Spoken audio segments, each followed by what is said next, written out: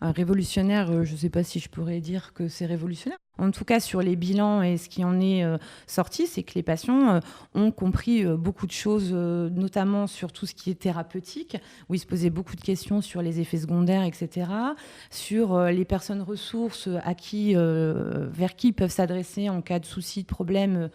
Voilà. Après, oui, je pense j'en suis même persuadée qu'il y a des résultats positifs et bénéfiques. Je rappelle que l'éducation thérapeutique, c'est un atelier qui est individuel. En tout cas, on travaille sur l'individualité. Quand on fait les bilans éducatifs que vous avez eus juste avant de commencer la session, à la fin, on pose des objectifs qui sont personnalisés, négociés, ou que nous, soignants, on vous conseille et que vous nous dites, bah non, moi je préfère pas m'inscrire sur les médicaments, par exemple, parce que moi j'estime que je sais déjà tout sur tout ce qui est sur la pharmacie. D'autres sur la diététique, bah non, moi j'ai pas besoin, j'ai une alimentation correcte, etc. Il est possible après de revenir sur la session qui suit de l'année suivante en disant bah moi j'ai pas fait diététique, mais c'est vrai que entre deux j'ai eu beaucoup de difficultés, je regrette de ne pas l'avoir fait et j'aimerais pouvoir réintégrer pour refaire. C'est tout à fait possible. Ben, j'ai appris pas mal de choses, notamment sur la diététique. C'était bien pour moi à chaque fois en parler à ma famille, qui me donnait des conseils, qui me disait que c'était bien, qu'il fallait continuer. Ils comprennent mieux ma maladie, oui. Ils trouvent que ça a stabilisé aussi. On stabilise un petit peu plus la maladie, c'est-à-dire on arrive à s'y faire, c'est quelque chose où on ne peut pas faire une opération du cerveau, par exemple, pour des psychoses ou des choses comme ça. J'étais contente de savoir ce que c'était que ma maladie, les symptômes négatifs, les symptômes positifs, parce que je ne savais pas avant. Et ça m'aide à me dire, bon, bah, j'ai tel symptôme, ça fait partie de la maladie, ou d'autres symptômes qui ne font pas partie de la maladie que tout le monde peut avoir. On partage les symptômes que l'on a, si on a le même vécu de la maladie, si par exemple on a honte, tout ça, ce genre de choses, je demande aux gens qui ont la même maladie, la même pathologie.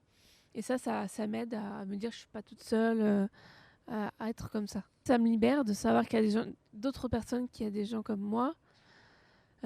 C'est un soulagement de se dire on n'est pas seul face aux symptômes, on peut en discuter facilement. Il n'y a pas de préjugés entre nous, comme c'était un groupe. Voilà. Formidable, oui, parce qu'on apprend des choses sur la mémoire, sur le sommeil, à avoir une bonne hygiène de vie au niveau de la diététique, ou bien dormir, pas prendre du café avant de dormir, faire de l'activité physique. Oui, on apprend plein de choses, des petits conseils à appliquer en cas de... Si jamais on n'est pas bien, qu'est-ce qu'on fait si jamais on n'est pas bien? Qu'est-ce qu'on fait si on est en rupture de médicaments un vendredi soir à 17h? Puis il y a la pharmacie de garde aussi, il faut appeler la police pour avoir une pharmacie de garde, au cas où on est à 20h et que voilà, on est en rupture. On va pas mieux parce que les voix sont là et elles nous embêtent toujours, mais ça rend un peu plus supportable la pathologie. Donc en fait, ça change, en fait, si vous voulez, la relation aussi entre les soignants et les patients ou les personnes concernées. Avant, souvent, on disait c'est le médecin qui dessine et après, le patient, il suit. Là, on change carrément, en fait, de relation c'est un partenariat maintenant entre vous, en tant que patient, personne concernée, la famille et en fait les soignants. Et comment aussi aider les familles, parce qu'il y a la personne concernée, mais il y a aussi son entourage familial. Et aussi, en fait, comment communiquer auprès du grand public pour aussi donner une image différente de la psychiatrie. Voilà. Et donc, tout ceci, et dont l'éducation thérapeutique, contribue ce qu'on appelle au rétablissement de la personne. C'est-à-dire que comment rendre la vie de la personne meilleure, avec un mieux-être, même si la maladie est toujours là. On n'est pas appelé à être guéri, mais au moins on améliore sa vie. Et aussi à favoriser ce qu'on appelle, nous, l'empowerment, c'est-à-dire vous aider à... C'est à vous de décider, c'est à vous de choisir, c'est à vous de prendre en fait des initiatives sur tout ce qui vous concerne. Ce n'est pas systématiquement les professionnels qui décident en fait pour vous. Voilà. Et c'est aussi à faciliter justement que vous soyez mieux inclus en fait dans la vie de tous les jours. En espérant que l'environnement n'est pas discriminatif, ce qui n'est quand même pas évident. Je pense que c'est important de voir ça, si vous voulez, dans un angle beaucoup plus élargi que seulement l'éducation thérapeutique du patient. Ce n'est qu'un outil parmi d'autres. Et il y en a aussi qui s'en sortent très bien sans nous, hein. Sachez-le quand même, hein, aussi. Hein, donc voilà, je pense que c'est pour ça aussi, il faut dire, nous apportons une pierre et vous apportez aussi une pierre. Je trouve qu'on se rapproche plus des patients. On garde une autre distance quand même soignant-soigné, même si, pour la petite anecdote, il y a une de nos patientes d'un précédent programme qu'on avait eu en hospitalisation. Et un coup, je la vois arriver en retard, on allait pour commencer la séance, et je lui dis, vous êtes en retard ? Ah oui, excuse-moi. Et pof, elle me tape la bise. Bon, oups, c'est pas les habitudes, mais il y a une certaine convivialité qui est différente que lors d'entretiens infirmiers avec le patient. Alors, je ne vais pas dire qu'on va cautionner quand même à se faire la bise quand même. On n'est pas des proches, des intimes, mais on est vraiment des partenaires. On est vraiment là pour eux et pour les aider. Vraiment, c'est ce qui nous tient à cœur, quoi. Je rajouterais aussi que les patients se nourrissent entre eux. C'est-à-dire qu'entre eux, ils s'apportent des réponses aussi. Certains vont identifier certaines choses, d'autres à l'inverse les auront pas identifiées, ça va leur permettre de les revoir. Il y a en fait, c'est une communication de groupe qui se fait, où on est tous d'égal à égal, où on est tous là, entre guillemets, pour que la communication se fasse, que l'échange se fasse et que chacun puisse repartir avec le maximum d'informations dont il a besoin. Parce que l'idée, c'est pas de se positionner en soignant, comment je vais dire ça, en soignant qui a la toute connaissance, qui sait tout. C'est pas du tout le cas. Nous, on a la base théorique, mais eux, ils ont le vécu. Ils ont le vécu de la maladie, des symptômes. Et ça, c'est important aussi parce que la théorie, ça fait pas tout. Donc, c'est l'échange des deux. Et c'est ce qu'on disait, ils nous nourrissent aussi de ça. C'est-à-dire qu'on a aussi leur ressenti, qui n'est pas forcément dans les cours, ça. Leur vécu de la maladie, ce genre de choses.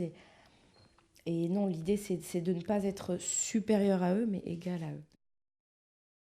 Même si le diagnostic est identique au départ, les signes cliniques peuvent varier d'une personne à l'autre, mais ils se rendent compte que voilà, il y a des symptômes, des signes positifs ou négatifs qui puissent apparaître chez l'un et chez l'autre.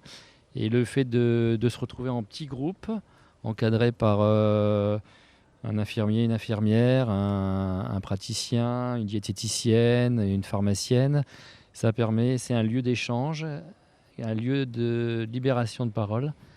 Et ça, d'une part, ça valorise le patient et ça lui permet peut-être pour la première fois de s'exprimer librement sur sa maladie. Et on part du patient, c'est les questions du patient. Et il y a des questions qu'on n'aurait pas peut-être pu imaginer quand on a créé ces groupes de TP, qui ont été abordés. Et ce qui nous a permis, nous, soignants, de nous repositionner et de dire oui, effectivement, on devrait peut-être voir les choses différemment et tout au moins les présenter différemment quand on reçoit les patients et les patientes. Tout, j'ai su vraiment bien même expliquer à mon entourage et tout ça, tout ce que c'était la maladie, tous les effets négatifs, même positifs. J'ai le changement en nous, comment ça se passait et tout ça. Donc c'est vrai que le TP m'a beaucoup aidée.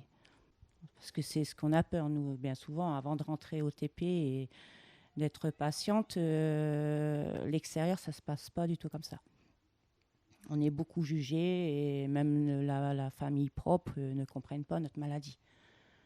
Donc, ayant appris toutes les connaissances en plus par rapport au TP, on sait un peu mieux l'expliquer.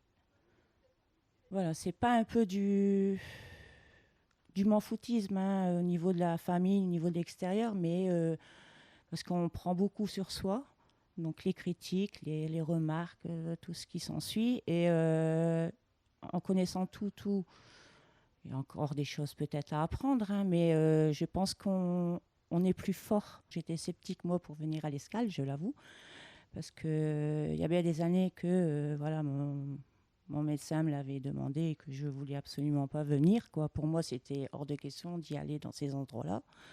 Et là, maintenant, ben oui, c'est la première chose que je dis. Tu sais, juste aller faire un tour, voir. Voilà, je conseillerais aux personnes. Alors, l'idée, c'est qu'il soit plus actif dans sa prise en charge. Voilà.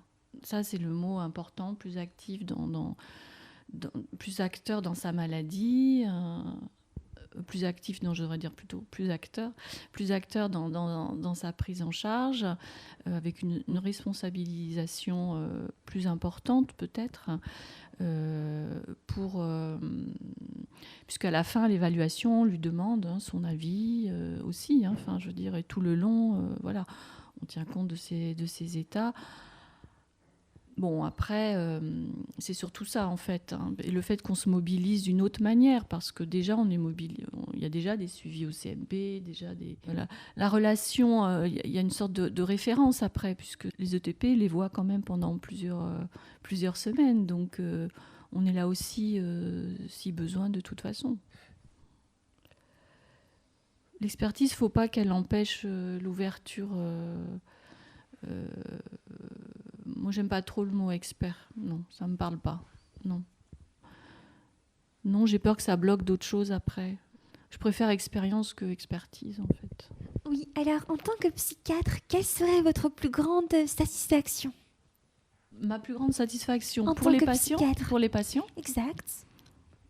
Alors, que les patients récupèrent une belle qualité de vie. Oui. Voilà. Très bien. Et pour qu'ils soient à l'aise dans la société et en vivant avec leur maladie et pouvant quand même s'insérer et avoir une belle qualité de vie.